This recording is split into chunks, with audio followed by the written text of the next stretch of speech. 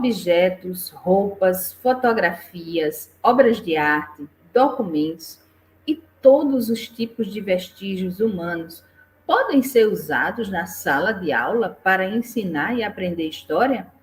Nosso episódio tem esse foco como ponto de partida, embora muita coisa boa possa ser relacionada com ele.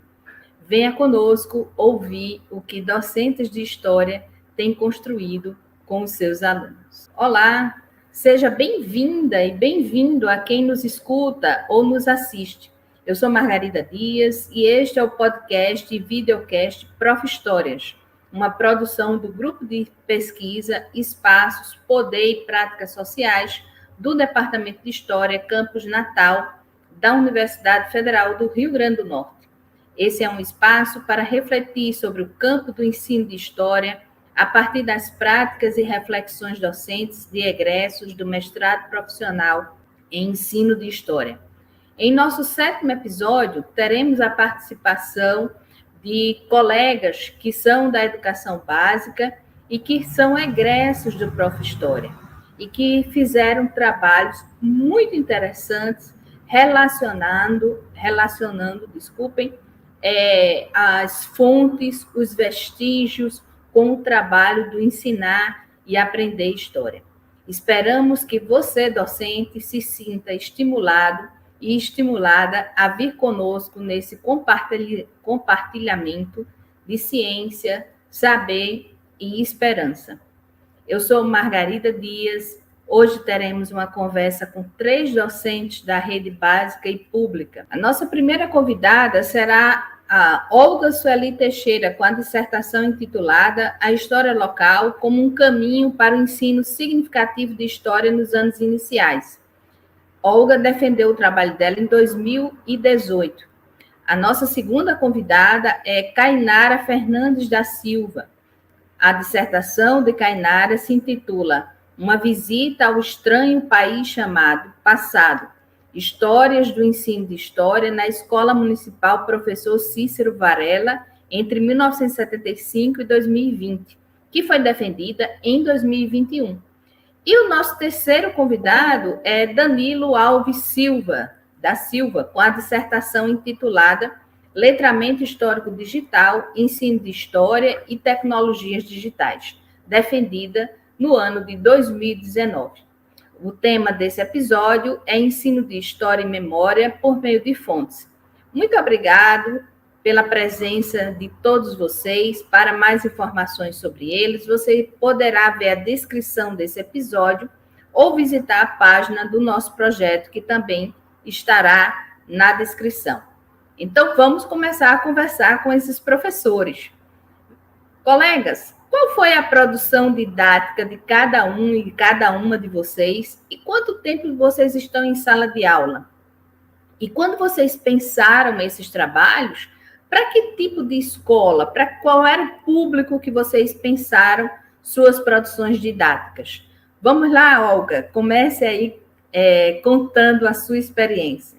Bem, boa tarde aos colegas, a professora Margarida, obrigada pelo convite, né? E bom dia, boa tarde, boa noite a quem vai ouvir ou a quem vai ver, a gente não sabe a hora que vocês estarão acessando. Professora Margarida, colegas, a minha produção, né, a produção do que nós pensamos no Prof. História foi o Museu Portátil, né, um caminho que nós achamos para estimular a participação das crianças, dos estudantes, né, dos meninos e meninas. E esse museu portátil ele foi produzido a partir encaixando com o tema do nosso trabalho aqui hoje, que é o ensino de história por meio de fontes, né? O museu portátil ele foi produzido a partir de fontes que foram localizadas no próprio bairro, né? Ensino de história, memória, a partir dessas fontes. E eu estou em sala há 14 anos, quase 15, né? Falta bem pouquinho para 15 anos, mas nesse período, né, até eu costumo dividir o meu tempo docente em antes e depois do Prof. História, né, porque para mim foi uma grande capacitação enquanto profissional docente, e a minha produção ela foi pensada na época, né, para a escola particular, para alunos da escola da rede particular de ensino, mas ela pode, quando vocês lerem, acessarem, conhecerem a produção, vocês vão perceber que ela pode ser utilizada em qualquer sala de aula da rede pública, né?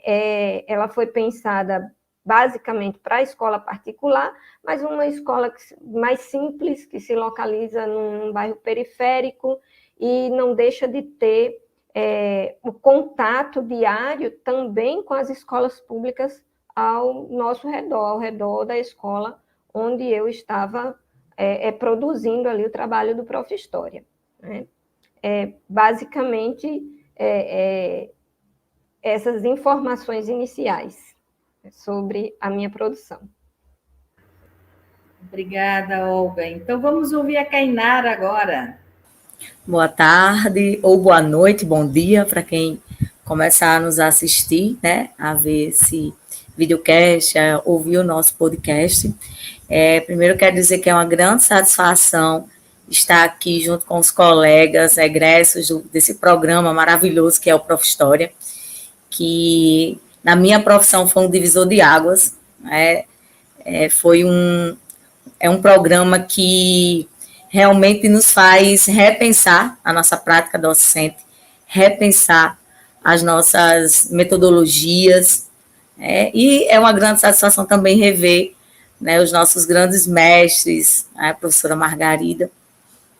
E a minha produção, né, foi um livro paradidático, que eu posso chamar também de apostila, pode ser chamado de apostila paradidática, para alunos do 6º ano do Ensino Fundamental 2, né, na escola que eu leciono há mais de 4 anos, que é o Cícero Varela, é uma escola do município da cidade de João Câmara, que é onde eu resido. É uma escola que atende mais de 1.400 estudantes, dividido em 3 turnos, matutino, vespertino e à noite, que é onde temos o EJA à noite, né? Então, nós temos 10 turmas na escola, entre 6º, 7º, 8º e 9º ano. 400 alunos pela manhã, mais de 400 alunos à tarde e à noite com o EJA. Então, o meu trabalho, a minha produção didática, ela foi pensada no intuito de que esses alunos do 6º ano, quando chegam na escola, eles tenham contato com as fontes históricas, né? Então, esse material desse livro didático, né, paradidático, aliás, eu utilizei, foi um paradidático criado com bases em ferramentas do Facebook, como personagens. Esses personagens, eu busquei personagens de alunos que frequentavam a biblioteca da escola, e com isso eu tirei alguns nomes desses alunos que eram frequentadores da biblioteca, que acessavam, que eram leitores, que liam, e aí eu criei o personagem, e a partir desse personagem, que se chama Érica, nós construímos, eu junto com o meu orientador, o professor Magno, nós construímos esse paradidático, onde nós começamos a trabalhar a história da escola com conteúdos históricos, com conceitos históricos, né? Então, criamos unidades, e a cada unidade, ao fim de cada unidade, tem uma atividade, né, que contempla a unidade com questionários e com fontes de imagens da escola, de imagens de projetos que a escola, durante, né, todo esse tempo, ela fez, realizou, e aí o aluno ele vai lendo, vai conhecendo a história da escola, e também vai respondendo questões que fazem parte do conhecimento histórico. Obrigada. Muito bom. Danilo, agora é a sua vez. Oi, gente. Ai, que bom encontrar vocês aqui. Percebi agora que meu microfone estava fechado. Olha só, na verdade, o meu trabalho é um caminho metodológico que eu desenhei, que eu arquitetei, trazendo o método histórico para o ensino de história, com turmas de nonos anos, do ensino fundamental, anos finais, de uma escola privada, o Marista, aqui em João Pessoa. E o maior intuito desse trabalho foi aproximar os estudantes de fontes familiares relacionadas a um período histórico do Brasil, que é a ditadura militar. Eu queria que os estudantes pudessem compreender a ditadura militar a partir das fontes, né, de arquivos familiares, na verdade. E foi um trabalho assim maravilhoso e que não só com a ditadura militar, mas que com outras fontes de outros períodos históricos, ou da história do Brasil, ou outras histórias, podem ser utilizados também. Uma coisa assim, eu comecei a dar aula quando ainda estava na graduação. Eu iniciei a graduação em História em 2010 e já comecei a atuar como professor de História. Aquela época eu ainda estava morando no sertão da Paraíba e, como vocês sabem, a falta de professores é enorme. Ainda é um problema que existe no Brasil e lá não era diferente. Então, tá fazendo curso de História, você já pode ir para a sala de aula pela necessidade. Só que, ao tempo que eu estava cursando disciplinas ali na graduação, eu estava também já tendo contato com a sala de aula, e isso acabou me possibilitando reflexões à época, questionamentos, inclusive, dos meus professores da graduação, porque às vezes eu não conseguia enxergar muita relação com a sala de aula. Disse, professor, mas aqui, história antiga, por exemplo, como é que eu vou trabalhar isso com os estudantes, para eles perceberem essa relação temporal, por exemplo, e tal? Então, assim, eu já era instigado ali, durante todo o curso, a entender como dar aula de história e fazer a coisa funcionar. Então, assim, eu digo que eu aprendi as duas coisas ao mesmo tempo, que foi genial para a minha formação. Depois eu comecei a trabalhar nessa escola de rede privada, é uma escola de grande porte, em João Pessoa.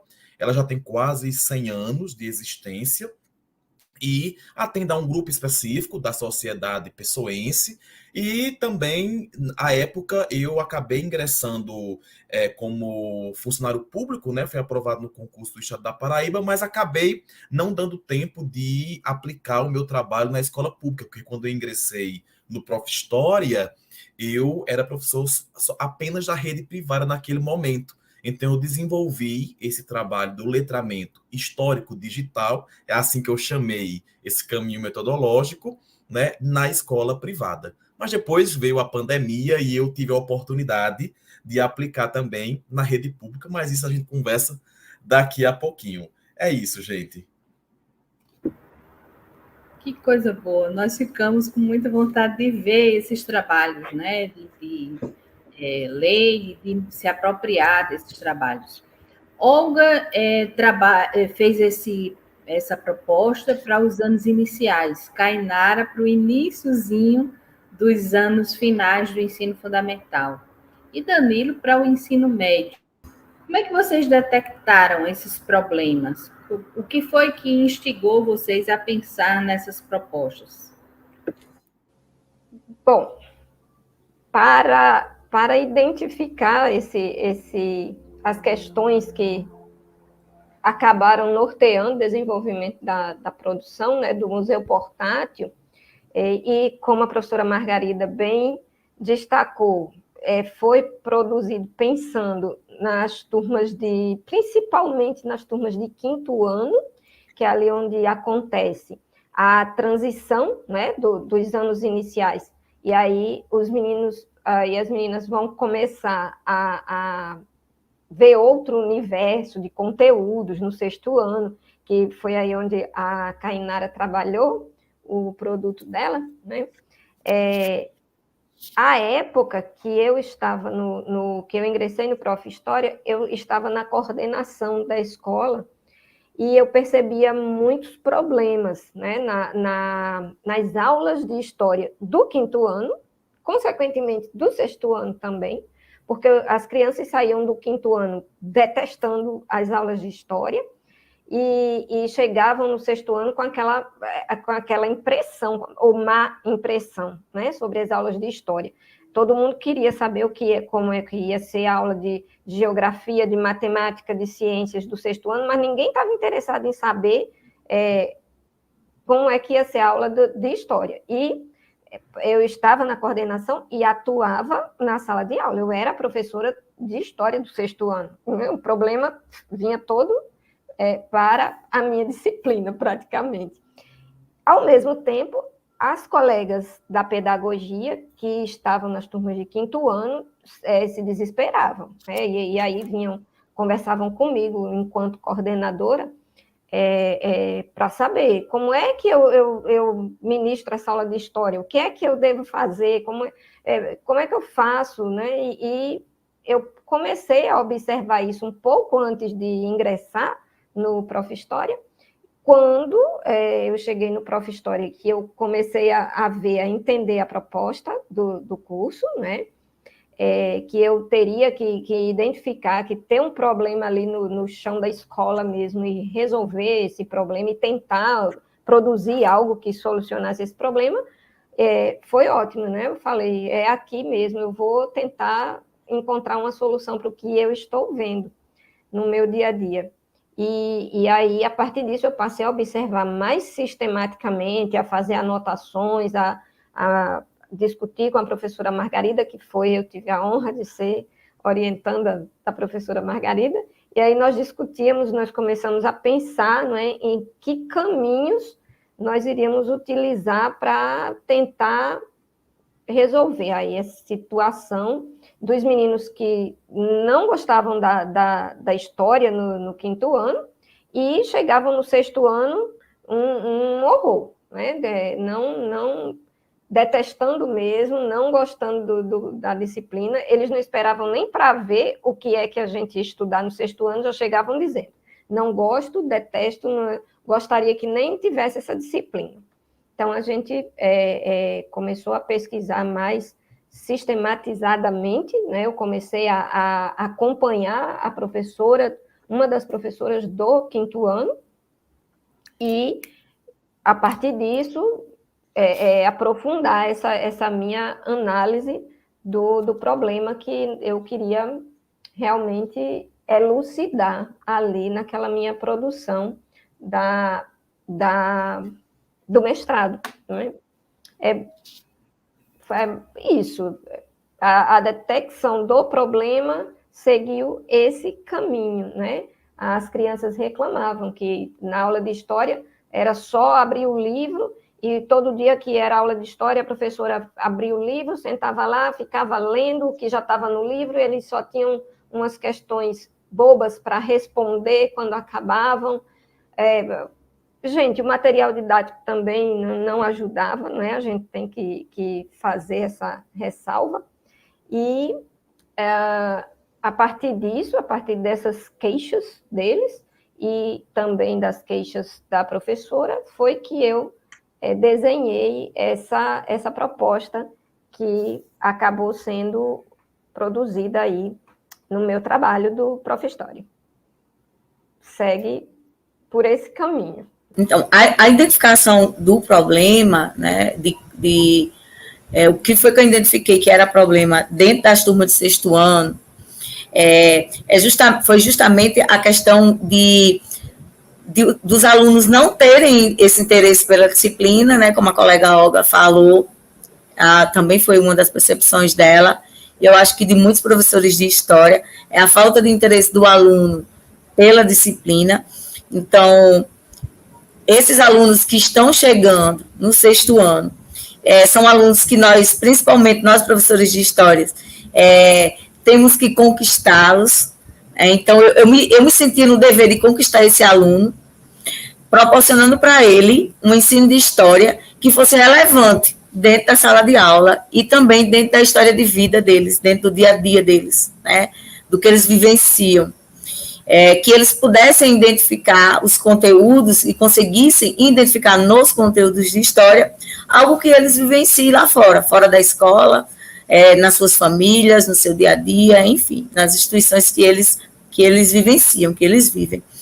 E aí, em uma aula de história, que nós estávamos discutindo sobre ensino na Grécia Antiga e em Roma, como era o ensino em Roma e na Grécia Antiga, um aluno, ele falou que a mãe dele tinha um livro, da época um livro de história, didático, da época que a mãe desse aluno estudava na Escola Cícero Varela, isso início da década de 80. E aí eu pedi que ele, na aula posterior, trouxesse o livro para a gente identificar nesse livro, que a gente pudesse visualizar que conteúdos, né, eram ensinados a época em que os pais estudavam na escola. Então, tudo surge a partir daí. Então, essa aluna traz esse livro, um livro bem antigo, e eles olham o livro, folheiam o livro, e a partir daí surgem vários questionamentos, né? E desses questionamentos que surgiam, eu ficava me perguntando como eu poderia trazer aqueles questionamentos para dentro da sala de aula, né? E como fazer com que esses questionamentos eles pudessem virar uma aula, mas ao mesmo tempo que esses alunos eles pudessem investigar, que eles pudessem produzir conhecimento histórico na sala de aula, né? E que eles conseguissem identificar que o que eles estavam produzindo, tudo que eles produziam, que nós construíamos junto à sala de aula, era conhecimento histórico. Não só aquilo que eles viam nos livros, não só aquilo que o professor falava em sala de aula, né? Não só aquelas narrativas prontas que eles ouviam, fossem nos livros, fossem no diálogo, no discurso dos professores. Enfim, foi a partir daí que surge essa ideia, né? E o problema maior era como fazer isso acontecer, como fazer que esse aluno ele produza conhecimento histórico dentro de sala de aula, e que ele consiga enxergar que esse conhecimento, que aquilo que estava sendo produzido faz parte do seu meio, faz parte da sua vida, faz parte da sua família. Que eu acho que esse é um dos maiores e dos grandes problemas, é a gente conseguir que esse aluno enxergue esse segmento, enxergue essa função que a história tem. Ok? Então, foi isso. Pois é. Como detectei o problema, né? Na verdade, assim, eu tinha que chegar a um problema, mas aí eu tinha vários ali naquela escola. E eu lembro que a época que estávamos cursando 2 disciplinas do Prof. História, que são obrigatórias, Teoria da História e História do Ensino de História, achei, assim, genial o modo como a professora Juliana Teixeira, da UFRN, e a professora Margarida, que também tive o prazer de ser minha orientadora, elas trabalharam, né? A professora Margarida, eu lembro que sempre nos provocava a tentar identificar os problemas que existiam. E dentre os problemas que existiam, eleger aquele que era, assim, mais urgente a ser resolvido. Recordo que as pessoas acham que na rede privada, por ser uma escola que, de algum modo, parece não ter problemas, não é bem assim, né? Toda escola tem problemas de aprendizagem, e quando se trata da aprendizagem histórica, a minha não é diferente de nenhuma outra que eu atuava e atuo ainda. Então, eu detectei aí que tínhamos um problema com leitura e escrita. Só que não era só em história, era em todas as disciplinas. Nós, inclusive, tínhamos lido um livro, Ler e Escrever, Compromisso de Todas as Áreas, que é da Yara Neves, é uma pesquisadora da Universidade Federal do Rio Grande do Sul. É um livro, uma obra de 1998. E nós tínhamos lido tentando resolver esse problema coletivo. E eu me perguntei qual o meu papel como professor de história, né, para resolver esse problema de leitura e escrita sem deixar de lado a especificidade da história. E tinha uma outra questão, que era o uso de tecnologias digitais. Nós tínhamos uma plataforma que era usada na escola e era necessário que nós, professores, usássemos, colocássemos atividades.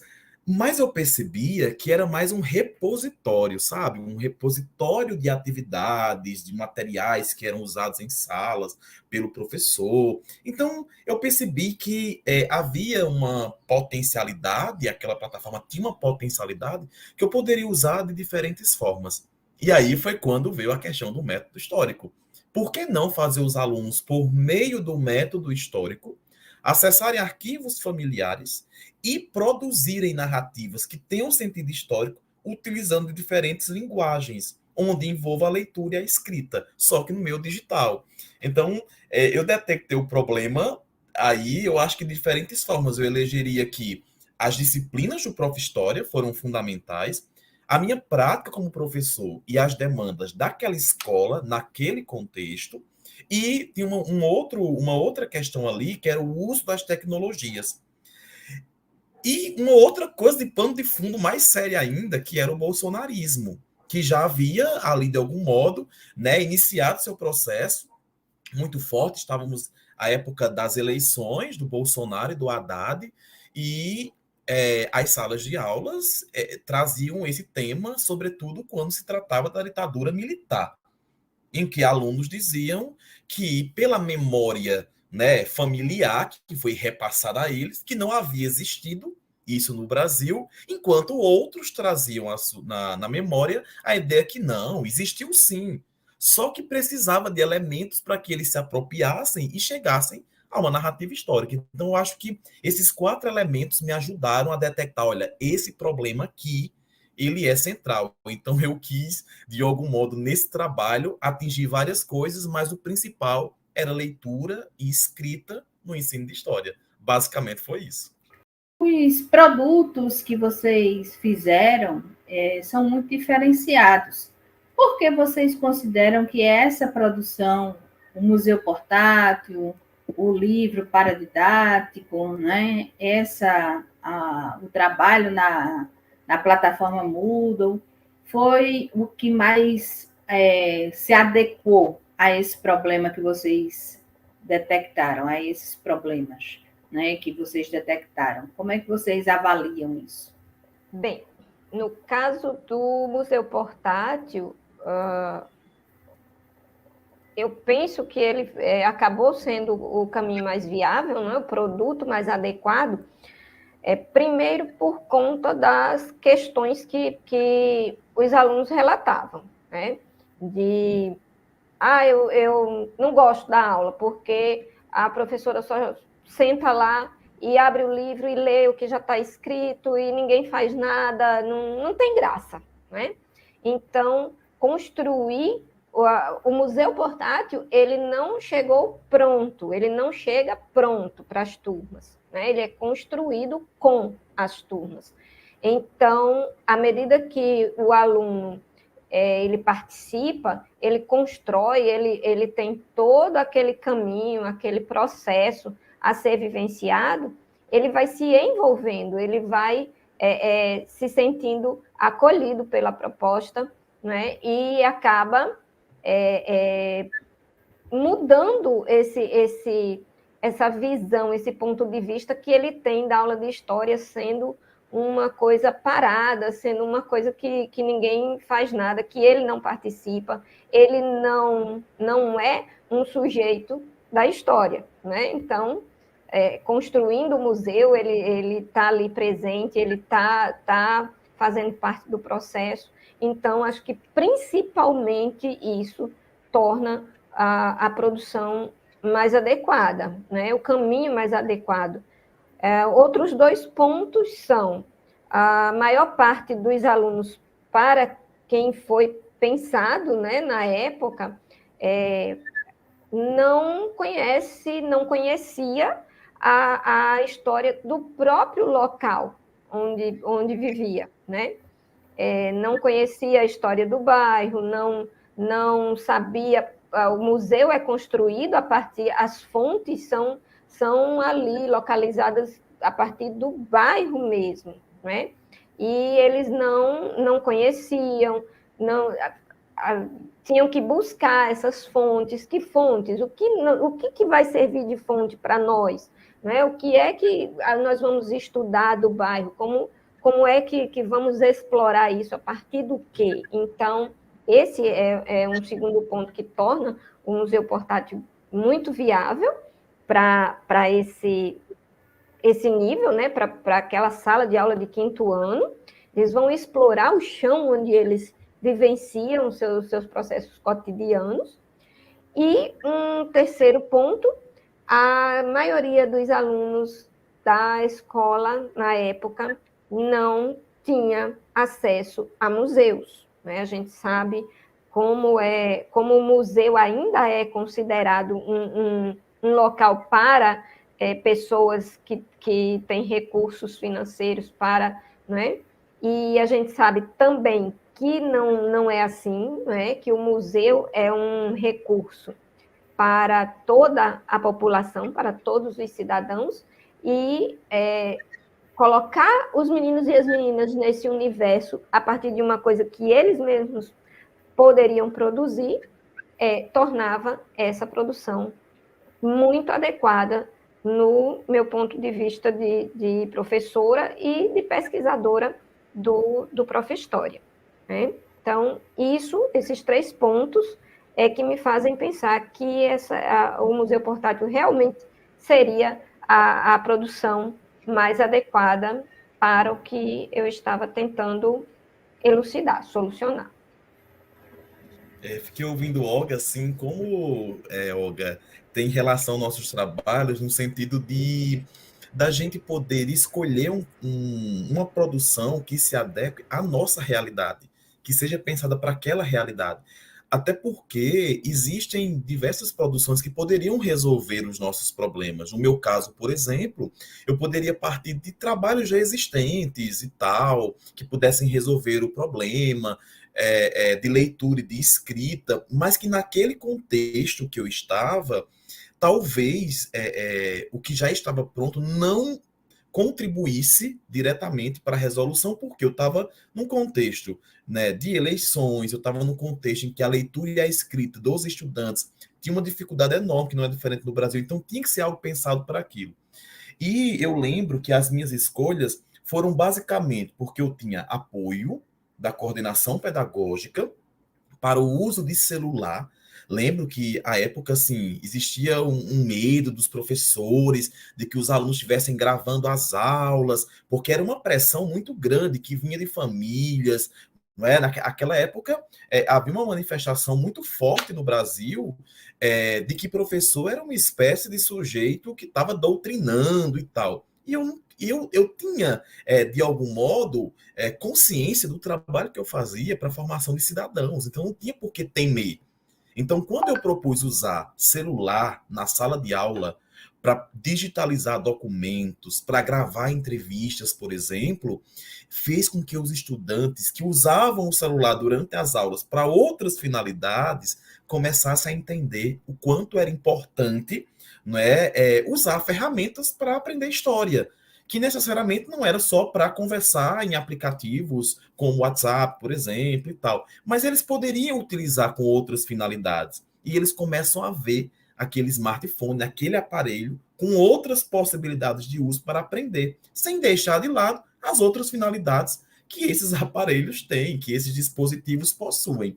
Então, assim, eu acho que isso foi muito importante, o apoio da escola. Uma outra coisa foi a plataforma que eu tinha disponível na escola. A plataforma Moodle, eu tinha treinamento, então eu me sentia seguro para trabalhar com ela. Eu tinha um acompanhamento de um especialista mensal, que era feito aos professores, então eu conseguia dialogar com um profissional de uma outra área e tentar compreender as lógicas que estavam ali para pensar como eu poderia usar na sala de aula aquela plataforma, e eu não era satisfeito com a forma que era usada no geral na escola, que era, como eu já falei, uma espécie de repositório. E aí o Moodle tinha uma flexibilidade, porque eu poderia construir um caminho com as necessidades que eu tinha. Não era uma plataforma já pronta, acabada. Claro, tem limites da plataforma, mas eu poderia usar recursos de diferentes formas ali naquela plataforma. Então, acho que essa questão do apoio da escola, essa questão da plataforma estar disponível e o envolvimento dos alunos quando se começou a utilizar o celular, que parecia ser o inimigo, né? Às vezes até pela escola, pelas famílias, como se não existisse possibilidades de uso na sala e tivesse que barrar o uso e tal, eu enxerguei possibilidades de diálogo com os estudantes. Então, acho que o que tornou a produção adequada foi considerar esse público aí e também dialogar com a escola e dialogar, né, com a metodologia que eu poderia utilizar ali para produzir conhecimento histórico, ao mesmo tempo desenvolvendo habilidades históricas e digitais e resolvendo o meu problema, que era leitura e escrita. Acho que isso contribuiu bastante. Com relação a... Porque esse método, eu achei esse método interessante, que ele serviu para minhas aulas, foi quando ele foi colocado em prática. Eu consegui, num primeiro momento, como nós estávamos em 2021 em pandemia, né, eu consegui, com a parceria da escola, isso também foi muito importante, eu levei na escola era distribuído uma atividade, um bloco de atividades, onde esses alunos iam buscar mensalmente, a família ia buscar mensalmente na escola, junto com o kit da merenda escolar. Uma vez por mês, né, a cada dia 30 do mês, a escola, o aluno, o familiar ia na escola pegar um kit da merenda escolar, junto com uma cartilha de atividades, de texto e atividades de todas as disciplinas. E aí nós ficávamos auxiliando esse aluno por grupos de WhatsApp. Então, eu falei com a escola, sugeri, né, a possibilidade de fazer um material complementar, imprimir um material complementar, que eu pessoalmente iria entregar a esses alunos do 6º ano. Então, junto com esse material que era entregue da escola com todas as disciplinas, essa apostila, né, eu fui e colocava num saquinho, eu dividi, porque como são quase 40 páginas, né, o caderno paradidático, o livro paradidático, eu dividi por unidades. Então, a cada mês, eu imprimia, a escola imprimia uma unidade, né, contando a história da escola, sobre o livro, tudo direitinho. Então, era um material complementar, que eu colocava dentro do saquinho das atividades dos alunos do 6º ano. Né? Então, eu auxiliava eles, além do conteúdo de história da grade curricular normal de cada bimestre, nós fazíamos essas atividades complementares, né, fazia a leitura dos textos sobre a história da escola, e assim, eles gostaram tanto desse material, né, que esses alunos hoje são alunos meus do 8º ano, e até hoje, se eu conversando com eles em sala de aula, eles conseguem identificar, eles conseguem trazer diálogos referente a esse material complementar para dentro da sala de aula, né, nas nossas discussões, né, eles fazem associações. Então, eu acredito que foi um método que sim, deu certo, está dando, né, está dando certo, apesar da gente ter, num primeiro momento, eu trabalhei em um momento pandêmico, em uma situação de pandemia, mas eles faziam a leitura, eu auxiliava eles na resolução dos problemas das atividades, eram textos, tem alguns textos reflexivos, então, eu acredito que sim, deu certo, foi um método que deu certo, que eles trabalhavam, que eles pesquisavam, eu pedi em alguns momentos para eles, em uma das oficinas, que o paradidático propõe justamente um questionário com a família, né? Como era o ensino na época que os pais estudavam o ensino de história, como eram as atividades, como eram os professores. Então, eles tinha um momento que eles faziam esse questionário, e aí eles me davam feedback. Eu ainda tenho alguns questionários, acho que na escola eu guardei, desses alunos que eles traziam o feedback desses questionários que eles faziam com a família. Então, eu acredito que o médico, quando parte da questão da investigação, que o aluno ele tem que ter uma dinâmica, que ele se movimenta, que ele se propõe a buscar o conhecimento, a investigar, a analisar a análise das fontes, né? O próprio questionário era uma das fontes.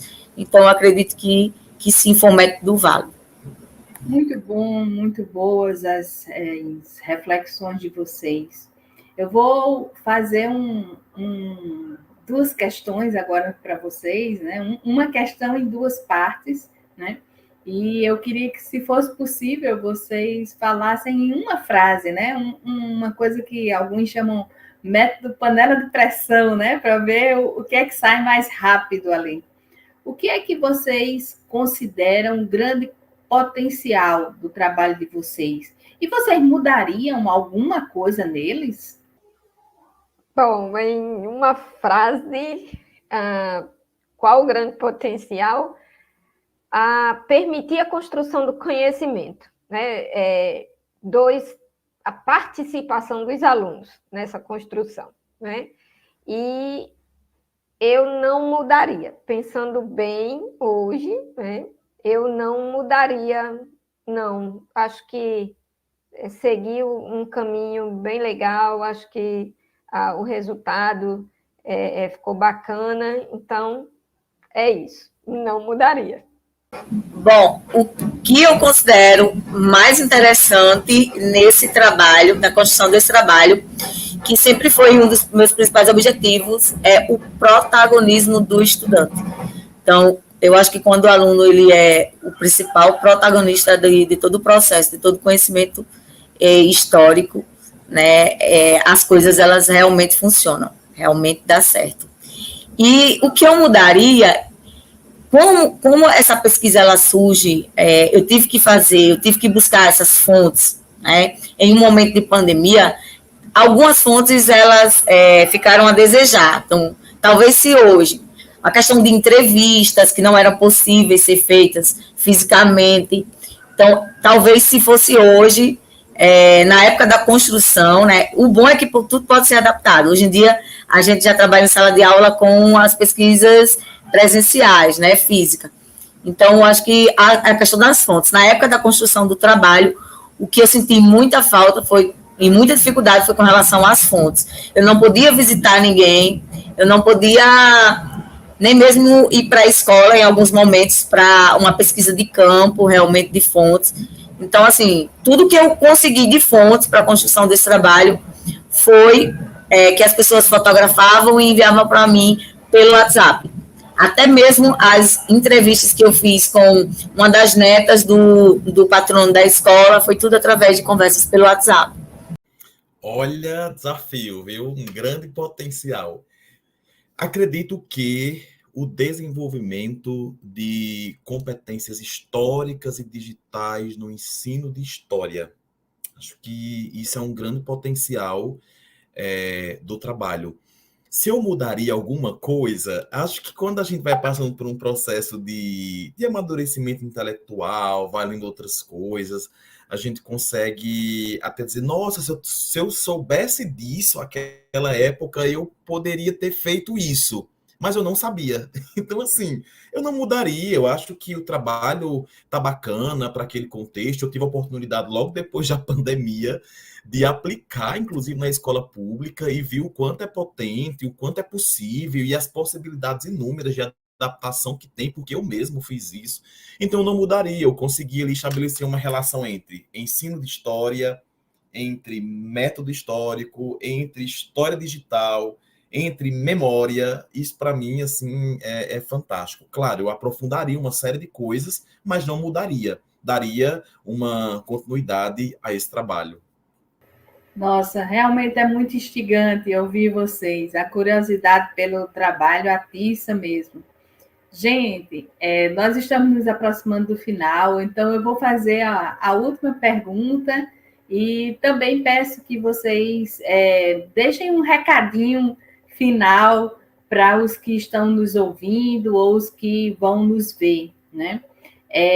Essa última pergunta tem a ver com quando vocês fizeram o material de vocês, qual era a expectativa e como foi a prática em sala de aula? Né? Como é que vocês avaliam essa experiência entre a proposta, né, e a efetivação, a execução dela? E deixem um recadinho final sobre o trabalho de vocês, sobre o que um colega, uma colega pode observar nesses trabalhos que vocês fizeram com tanto carinho? A expectativa, nessa relação entre a expectativa e o que aconteceu realmente, né, e a prática, para mim foi bem gratificante, né, o trabalho com o Museu Portátil realmente saiu da forma como eu imaginei, porque quando a gente estava produzindo, né, quando estava montando, eu imaginava muito, eu fantasiava muito, assim, o aluno vai pensar assim, vai fazer assado, e aí acabou que seguiu bem essa direção mesmo, não houve assim um desencontro entre o que eu esperava enquanto estava produzindo e a prática real, né? E quanto aí a gente fala muito, né? Museu portátil. Quem está ouvindo ou quem está vendo a nossa conversa vai ficar pensando, nossa, que história de museu portátil. Aí vocês vão acessar lá o trabalho, porque eu sempre disse desde o início, o museu portátil é bem lindinho, né? As fontes foram acomodadas, né? O trabalho todo foi acomodada num baú, né? E tinha uma pegada sustentável também, porque o baú foi confeccionado com caixa, né? Uma caixa de sapato, de sandália mesmo, e todo bem trabalhado, né? Artesanalmente, para ser um baú de fontes, né?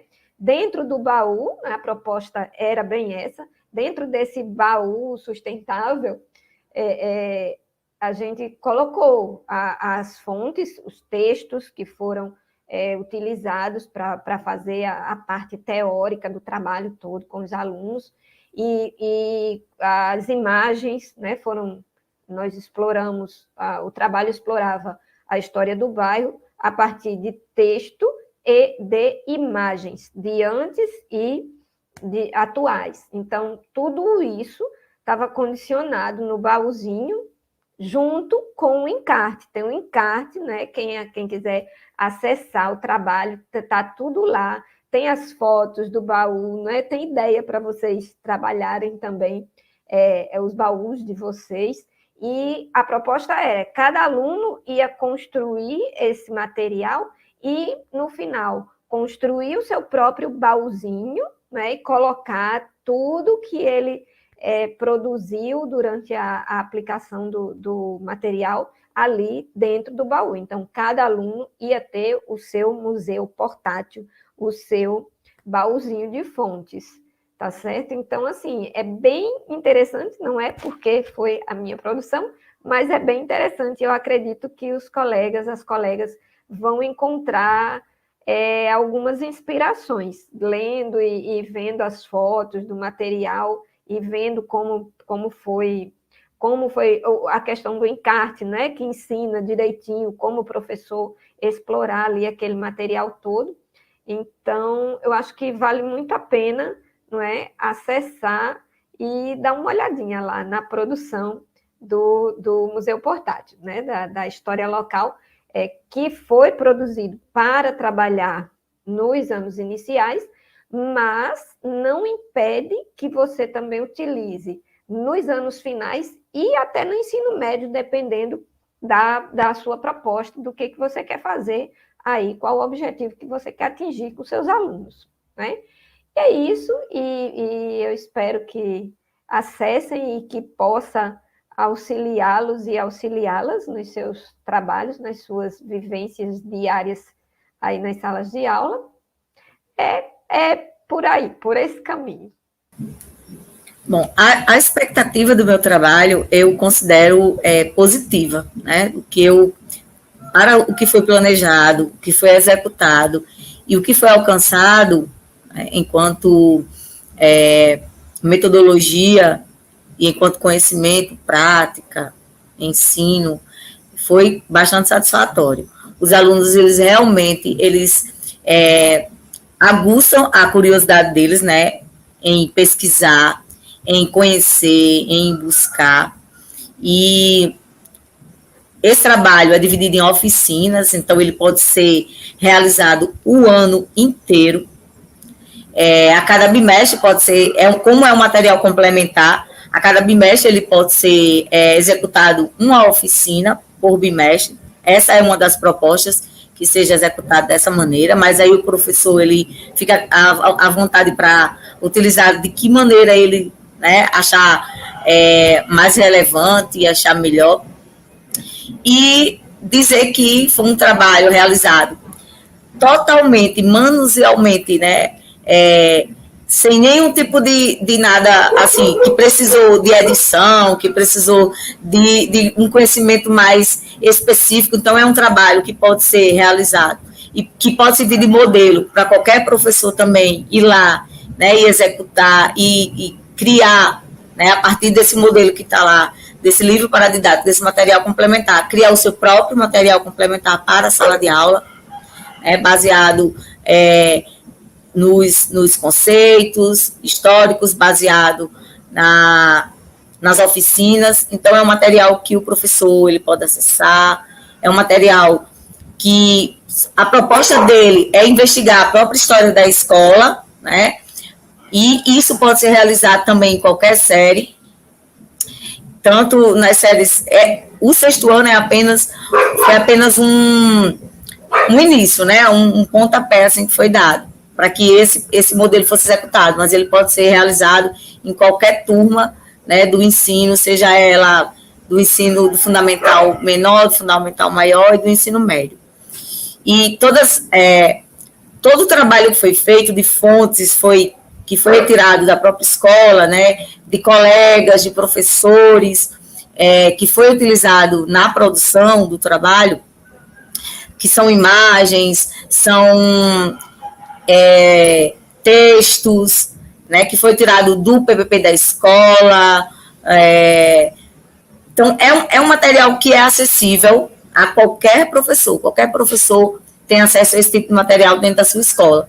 Então, qualquer professor, ele pode, inclusive já tive professores que já utilizaram, né, professores do sexto ano, que utilizaram esse material. É um material adaptável, cada um, como eu já falei, de acordo com o seu perfil de escola, com o seu perfil de sala de aula, pode utilizar, pode manusear, pode trabalhar da maneira que bem quiser e bem entender. Então, o trabalho está lá à disposição no repositório, também vai ficar no link da descrição, e estejam todos convidados a acessar o trabalho e a viajar nesse passado, né, da Escola Cícero Varela, e a partir dele construir o próprio passado e construir a própria história, e fazer com que esses alunos eles construam a própria história e façam o próprio fazer histórico em sala de aula. Né? Então, fica aí o convite para os colegas. Nossa, eu fiquei aqui ouvindo Olga e a Kainara, e eu fiz uma fala, não sei se a professora Margarida lembra, mas quando eu fiz a defesa, né, final do trabalho, apresentei, eu disse, puxa vida, mas será que vai ser possível, assim, vermos nas escolas o uso de plataformas digitais? Sabe aquele professor entusiasmado, encantado, mas deu certo na minha escola, mas pode dar em outros lugares, e as pessoas dizendo, você é muito idealizador, falta internet nas escolas, falta isso. Não foi um ano depois veio a pandemia. E na rede de ensino que eu trabalhava, onde muitos achavam que não era possível, a gente estava lá com e-mails institucionais criados, com contas criadas, com plataforma disponível para os alunos. Claro, tinha muitos problemas ainda a serem resolvidos, mas já tinha ali toda uma base, digamos, para iniciar um trabalho. Então, na rede privada, foi uma experiência exitosa. Quando testei na escola pública, durante várias aulas, em vários conteúdos, vários objetos de estudo, também foi exitoso. Claro, é flexível, pode nesse caminho metodológico, por meio do método histórico, pode-se fazer de diferentes formas o uso desse caminho que eu propus. Então, não tem uma rigidez para dizer assim, olha, primeiro faz isso, depois faz isso. Não. Há várias possibilidades. Eu mesmo fiz isso quando utilizei durante a pandemia nas salas de aulas, produzi coisas assim maravilhosas com os estudantes, que nem eu esperava tanto, sabe? Então, eu acredito que é um trabalho exitoso e a experiência em sala de aula, num outro contexto que for de pandemia, me fez perceber o quão importante era esse trabalho para o ensino de história e o quanto precisávamos até avançar enquanto campo de pesquisa em ensino de história. Aí, os professores, não seria oportuno publicar em formato de livro, por exemplo, essa dissertação, para que outras pessoas tenham acesso, para divulgar o trabalho, para ampliar uma rede de comunicação sobre ele? Ela não contou conversa e disse, acho que é viável e é necessário, sim. E aí, nós publicamos em formato de livro físico e também de e-book a dissertação, e lá vocês conseguem perceber os resultados dessa pesquisa. Como também podem ver disponível no repositório da UFRN, também está disponível em artigos, foram publicados em livros com essa temática de ensino de história, internet, tecnologias, em vários congressos que eu fui apresentar, dialogar, e o que eu diria ao final, assim, para me despedir de vocês, é que é necessário que nós, professores da educação básica, ocupemos o lugar de pensar o ensino de história a partir das nossas realidades, em diálogo com os professores da universidade.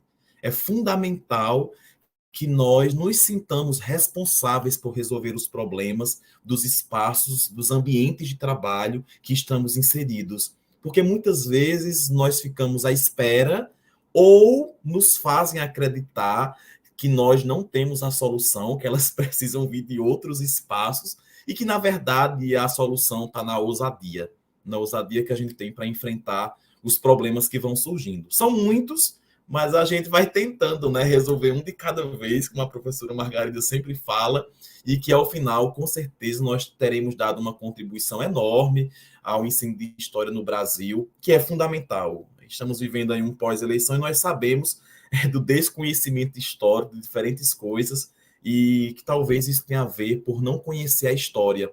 Talvez também tenhamos a responsabilidade, como professores de história, de também falar numa linguagem mais simples, sabe? Eu acho que a sala de aula, ela precisa disso, ela precisa que seja apresentada a historiografia aos estudantes, mas precisa que nós construamos uma narrativa, né, dos acontecimentos históricos, dos fatos históricos, a partir dos contextos em que estamos inseridos. Não adianta a gente ficar apresentando narrativas difíceis de serem compreendidas, quando, na verdade, o que a gente precisa é ler, escrever, ter a competência leitora e escritora a partir do presente da nossa realidade.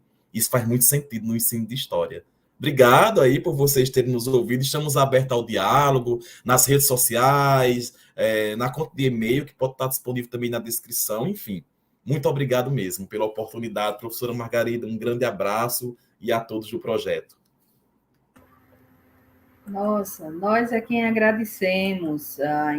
Tem sido muito importante esse diálogo dos egressos do Prof. História com o público em geral. Então, vamos ficando por aqui. Eu agradeço demais a participação de cada um de vocês nessa conversa, que foi importante e necessária para o campo do ensino de História. Até mais. Este foi o episódio 7 do podcast e videocast Prof. Histórias. Contamos com a edição de áudio de Gustavo Nalva, arte de Vanessa Espinosa, apoio técnico de vídeo foi de Daniele Silva e a edição é de Vivian Pereira. Para mais informações, acesse o site cchla.ufrn.br/PNLD/ e vocês abrem a aba do Laboratório de Produção e Referência de Materiais Didáticos, que os nossos vídeos estão lá. E também estamos disponíveis na nossa rede social, no Instagram, @grupo EPPS. Até a próxima e tchau!